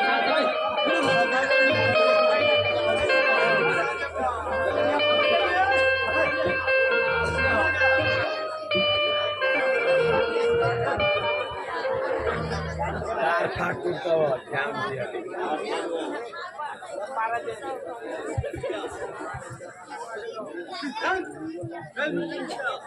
मिस्टर मुखिया, डॉक्टर परशुराम कौन है, क्या तुम बता सकते हो? यही है डॉक्टर परशुराम जो ब्रिटिश सरकार के परेशान कर रखा है सर। नमस्कार मुखिया, 30 लाख रुपया का नगद इनाम। मिस्टर यार, अगर मर्द का बच्चा हो तो इस गांव के पार मिलो, हमारा और तुम्हारा वही फैसला हो जाएगा।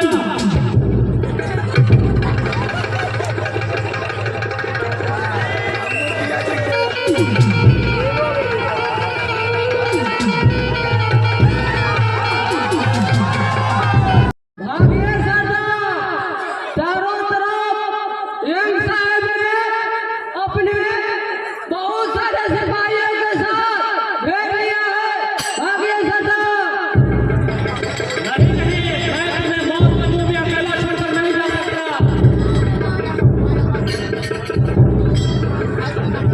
आपको भागना होगा सरदार, न तो मेरा हाथ साथी आपको मृत्यु होने से सावनाथ हो जाएगा। तुमने खूब लगाए रहे, हमारा एक एक साथी अपने आप में सरदार है। ऐसे में तुम भाग सको तो भागो, मैं अकेला ही यंग और उसके साथियों को छठी का दूध दिला दूंगा। नहीं सरदार नहीं, आपको भागना होगा, नहीं तो आपको मृत्यु होने पर हजारों गरीब लोग अनाथ हो जाएंगे। बस करो रहीम, अरे नहीं मेरे कसम भोले शंकर के। तूने भोले शंकर का कसम देकर अच्छा नहीं किया रहे। ठीक है, मैं जा रहा हूँ, भोले शंकर तुम्हारा कल्याण करे। और विदा सरदार जी। अलविदा रहे।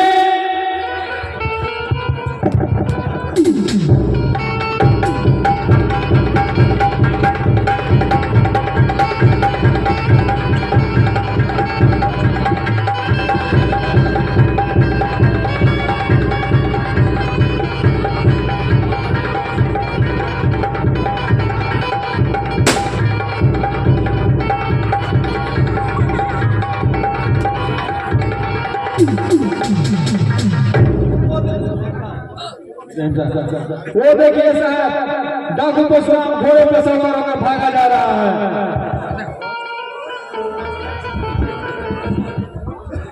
हे अल्लाह, जय गुरुदेव। वो मुझे सिपाहियों से छोड़कर भागा जा रहा है। तुम उसके सिपाहियों को पीछा करो, हम भी घुड़सवारों के साथ उसका पीछा करता है। ठीक है सर, उसका साथी भी कम बहादुर नहीं है, फिर भी कब तक वो लड़ता रहेगा, मैं उसे अभी निपट कर आता हूँ।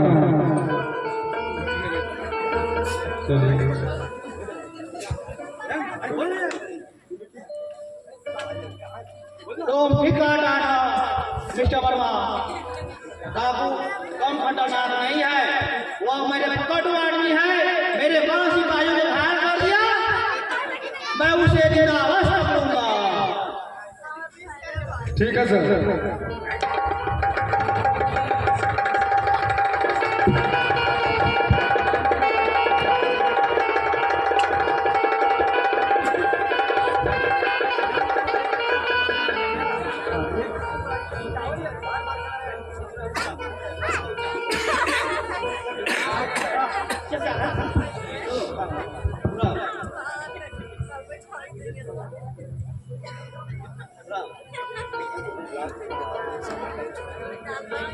मुदई लाख बुरा चाहे तो क्या होता है, वही होता है जो मंजूर खुदा होता है।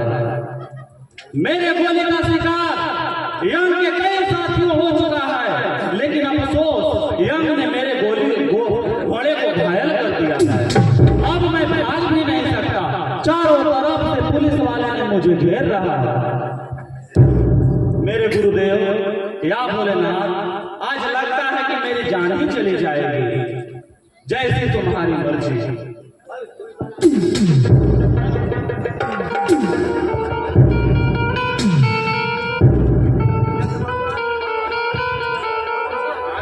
गोले गोले घूमा ना।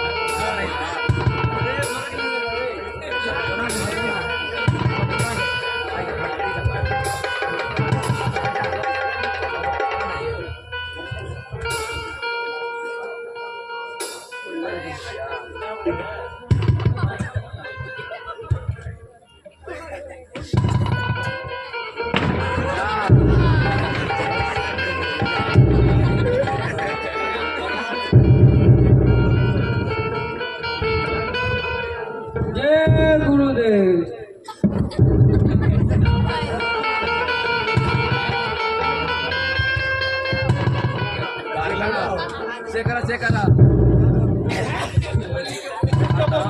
तू भाग नहीं सकता।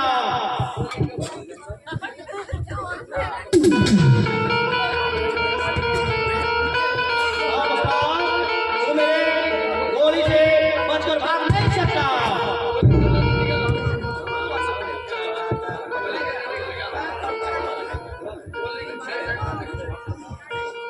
वह कहाँ गया विष्णु प्रसाद?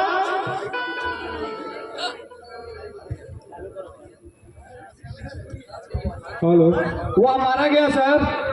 मारा गया? तू मुझसे जिंदा नहीं पकड़ सका? बैठे बैठे क्या काटा था? नो सर, ये भी डाकू परशुराम से कम बहादुर नहीं था। ये अकेले 5 सिपाहियों को मार गिराया, इसलिए इसे मारना पड़ा। क्या बकता है विष्णु वर्मा? मेरे 5 सिपाहियों को मार डाला? पीछे बताऊंगा सर, ये बताइए डाकू परशुराम कहाँ है? डाकू परशुराम को मेरे सिपाहियों ने चारों तरफ से घेर लिया है। वह बचकर भाग नहीं सकता।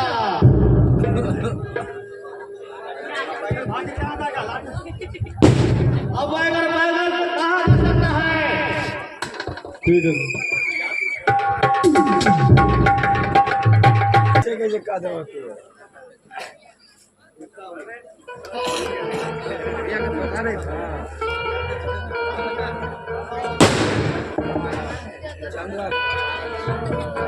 सावधान।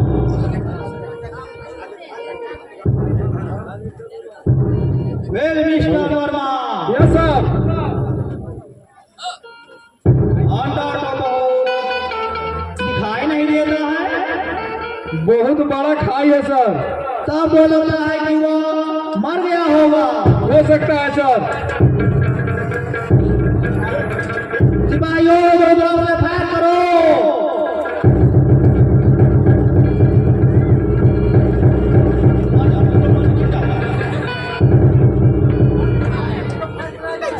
वेल मिस्टर वर्मा, अब क्या होगा? मेरे बहुत सिपाहियों मारा जा चुका है। सर एक तरफ, दोनं तरफ से एक साथ फायर कराया जाए। वो जिधर होगा परशुराम उधर मरेगा। वेल मिस्टर वर्मा, अब जो ताकत से नहीं हो सकता वह काम मोहब्बत से करना होगा। लेकिन मैं डाकू परशुराम को अवश्य गिरफ्तार करेगा। जैसा आप उचित समझे सर, क्योंकि इसके गैर बिना डाकू परशुराम ना तो गिरफ्तार होगा और नहीं मारा जाएगा। मिस्टर परशुराम, तुम बाहर आ जाओ।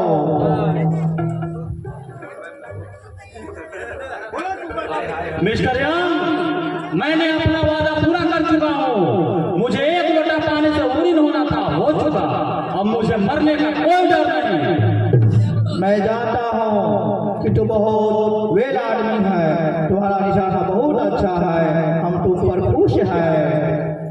एक बार बाहर आ जाओ। मुझे मालूम है साहब, आपके बातों पर विश्वास है, लेकिन मैं आपके जेलों में तड़प कर मरना पसंद नहीं करता। मिस्टर परशुराम, हम तुमको जेल में नहीं मरना देना चाहता। तुम मेरे बात को यकीन करो। जिस प्रकार तुम बाप का धनी आदमी है, मैं भी उसी प्रकार बाप का धनी आदमी है। तुम पर यकीन करो मुझ पर। मुझे यकीन है मिस्टर यान, लेकिन मेरा साथी मुझे बुजदिल और कायर समझेंगे। वो यही समझेंगे कि मैंने मार के डर से अपने को सुदूर कर लिया। वे मेरे जान का दुश्मन बन जाएंगे, डाका डालेंगे और दूसरे सरदार का चुनाव करेंगे। इसलिए मेरा भी बात आपको एक बात माननी होगी। ठीक है परशुराम, तुम्हारा हर शर्त मुझे मंजूर है। मेरे साथियों पर से लदे गए सारे मुकदमे को रद्द करना होगा। अगर वो जीवन यापन के लिए नौकरी भी चाहे तो उन्हें नौकरी भी दिलानी होगी। ठीक है, ठीक है, मैंने वैसरा से बात कर ली है। मैं वैसरा से तुम्हें माफी करा देगा, तुम्हारे साथियों की नौकरी दिला देगा। आपके बातों पर मुझे विश्वास है मिस्टर यान। मैं बाहर आता हूँ। बाहर आ जाओ।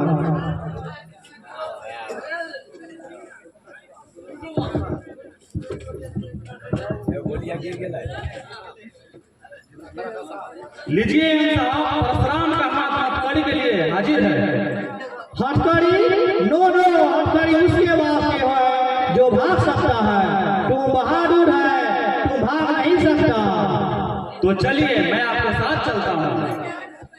मिस्टर परशुराम, इसमें तो कोई आपत्ति तो नहीं होगी।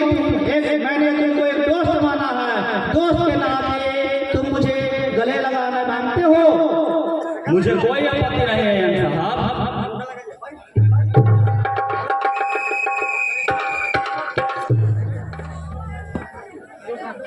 ग्वालियर राज में तहलका मचाने वाला डाकू परशुराम तुम ही हो?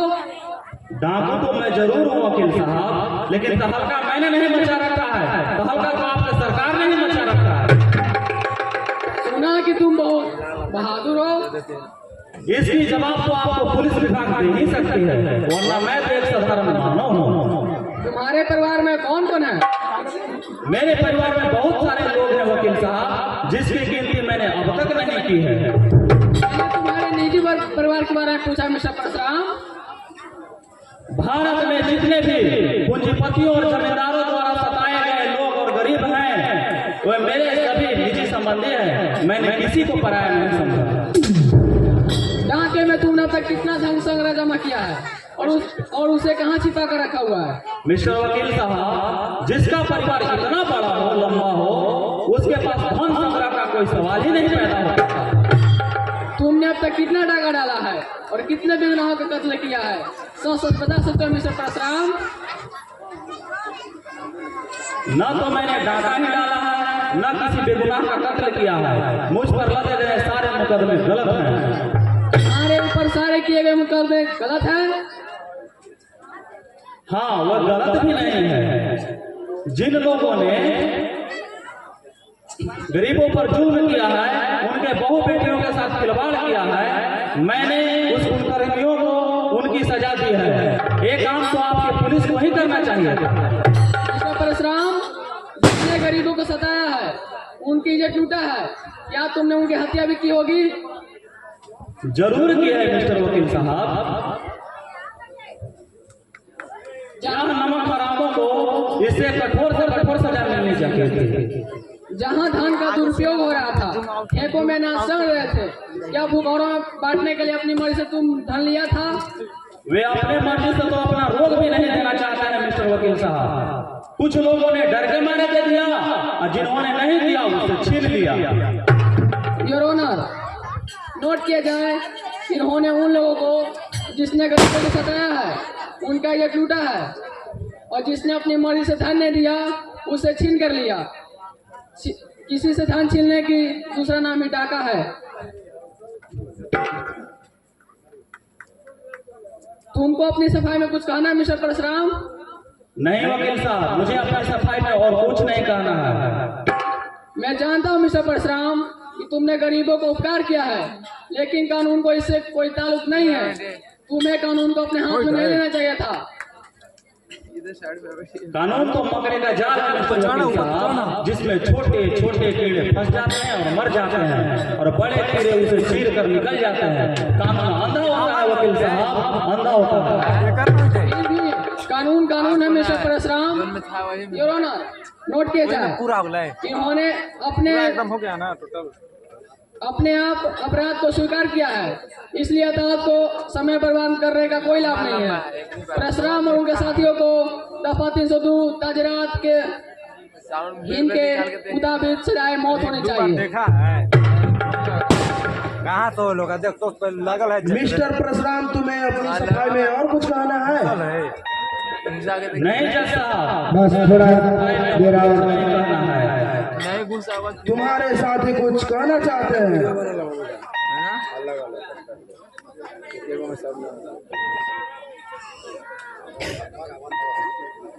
तुम्हारे वकील कहाँ है मिस्टर परशुराम? वकील की जरूरत उन्हीं है जज साहब, जिनको झूठ को सच और सच को झूठ करना होता है। मिस्टर परशुराम के बारे में जूरी अपनी राय दे।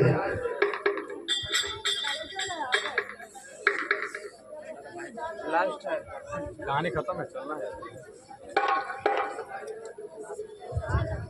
क्या बजे? 1 बजे कल हो खत्म। डाकू परशुराम और इनके साथियों को दफा 302 ताजीरात के मुताबिक सजाए। था ना, सब सिनेमा हिट था। जज साहब,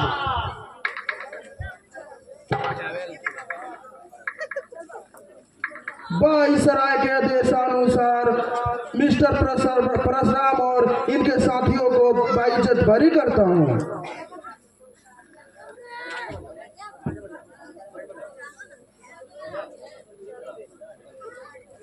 मेरे दोस्त, मैं जानता हूँ कि मैंने कत्ल किया है, जुल्म किया है। जो भी कलाकार है ग्रीन रूम में आ जाए। पड़ चुका था, जिससे वापस लौटना नामुमकिन था।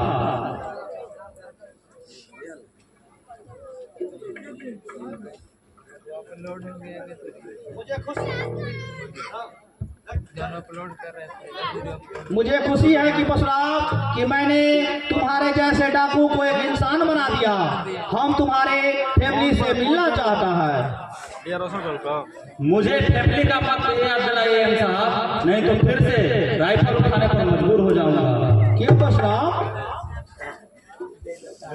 यम साहब, बहुत जमाने के बात है, जब मैं सिर्फ 12 वर्ष का था। मेरे परिवार में एक कुमारी बहन और बूढ़े पिता थे। मेरे पिता का जमींदार विश्वनाथ शर्मा के यहाँ कुछ कर्ज रह गया था, जिसके चलते उन्होंने मेरे पिता को बहुत मारा और अगले दिन ही मेरी बहन के साथ दुर्व्यवहार किया और उसे फिर मार डाला। तभी से मैं उसे कत्ल कर जंगलों में भटकने लगा। जंगल में सुल्ताना के कुछ साथी मुझे मिले और सुल्ताना के पास ले गए। आप मैं जानते ही हैं कि सुल्ताना को आपने गिरफ्तार कर लिया है। तब से मैं उस गिरोह का सरदार बन गया। उसके बाद सारा कहानी आप जानते ही। मैं जानता हूँ मिस्टर परशुराम कि कोई भी व्यक्ति अपने आप डाकू या खूंखार नहीं बनता है, समाज उसे बनने के लिए मजबूर करती है। मैं तुम्हारे शरीर से जानकर बहुत खुश हूँ। मैं तुम्हारे साथ भोजन करना चाहता हूँ। ठीक है जम साहब, कल हम अपन चैनल ऐड कर लेंगे, लिंक